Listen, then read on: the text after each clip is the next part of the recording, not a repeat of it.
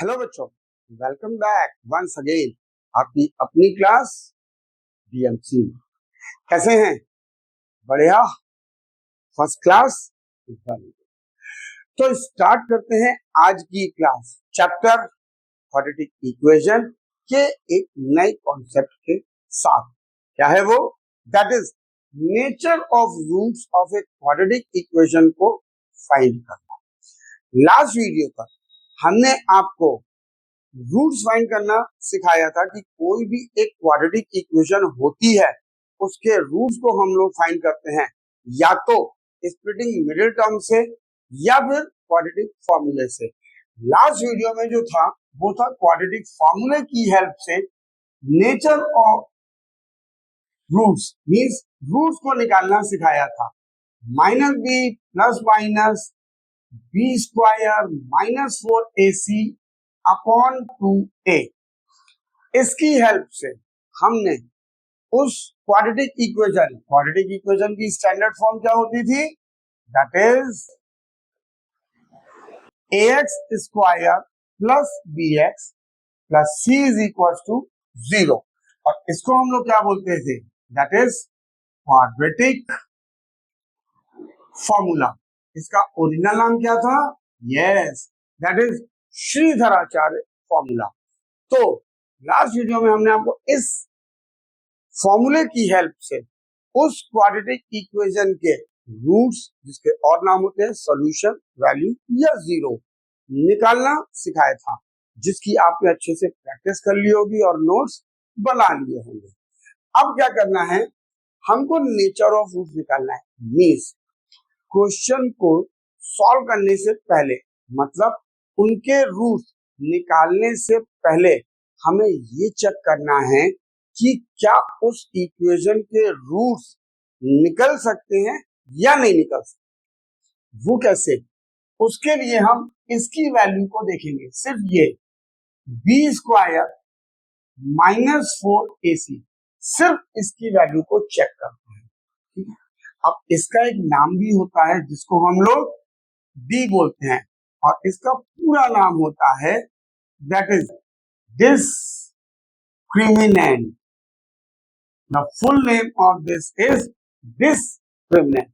It means हम discriminant की value को पहले निकालना सीखेंगे। वो कैसे? जो भी क्वाड्रेटिक इक्वेशन है उससे ए बी सी की वैल्यू निकालेंगे, यहां पुट करेंगे और चेक करेंगे। मींस डी को सॉल्व करेंगे, डी की वैल्यू निकालेंगे। अब डी की वैल्यू जब निकालेंगे तो डी की वैल्यू या तो 0 से बड़ी होगी, डी की वैल्यू या तो 0 के इक्वल होगी, या फिर डी की वैल्यू लेस देन 0 होगी। ये तीन केस हमारे बनने वाले हैं। अगर डी की वैल्यू 0 से बड़ी है, मींस इसको सॉल्व किया और फॉर एग्जाम्पल उसकी वैल्यू आ गई 9, 0 से बड़ी हो गई।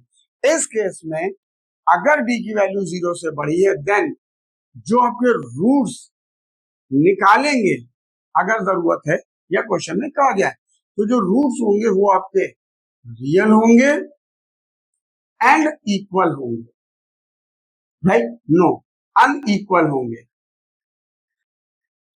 वो जो आपके रूट्स होंगे वो रियल और अनइक्वल होंगे। मींस अगर इन फ्यूचर उस क्वेश्चन के रूट्स आप निकालते हो, तो रूट्स तो दो निकलते हैं क्वाड्रेटिक इक्वेशन में, ऑलरेडी एक्सप्लेन। तो वो दोनों रूट्स अनइक्वल होंगे। अगर एक की वैल्यू 3 है तो दूसरी 3 नहीं होगी, कुछ भी हो सकती है। Got it? और रियल का मतलब क्या हुआ? रियल मतलब such type of A number which can be represented on a number line is known as real number. ठीक है, अगर d की वैल्यू, if d की वैल्यू 0 के इक्वल, देन जो रूट्स होंगे आपके वो रियल होंगे एंड इक्वल होंगे। ये होगा। मींस रियल तो अभी हमने बताया कि number which can be represented on a number line is known as real number. और इक्वल का मतलब हुआ कि x की जो दोनों वैल्यू निकल रही होंगी वो दोनों सेम होंगी। अगर एक वैल्यू 3 है तो दूसरी भी 3 ही आएगी। और अगर d की वैल्यू 0 से छोटी है देन जो रूट्स होंगे हमारे वो इमेजिनरी होंगे। मींस हम इसको बोल सकते हैं इमेजिनरी रूट्स, या इसको फिलहाल टिल क्लास 10th तक हम बोल सकते हैं roots cannot be determined. In this case हम लोग रूट्स को नहीं निकाल सकते, रूट्स नहीं निकलेंगे। This is till class 10th। Class 11th में एक नया चैप्टर होगा कॉम्प्लेक्स नंबर, जहां पे आप उसके इमेजिनरी रूट्स को भी निकालना सीखोगे। इमेजिनरी रूट्स का मतलब क्या होगा भाई, b जो है हमारा b² - 4ac, इसकी वैल्यू अगर निकाल रहे हो नेगेटिव आ गई, ये वैल्यू आपकी अंडर रूट के अंदर है, राइट।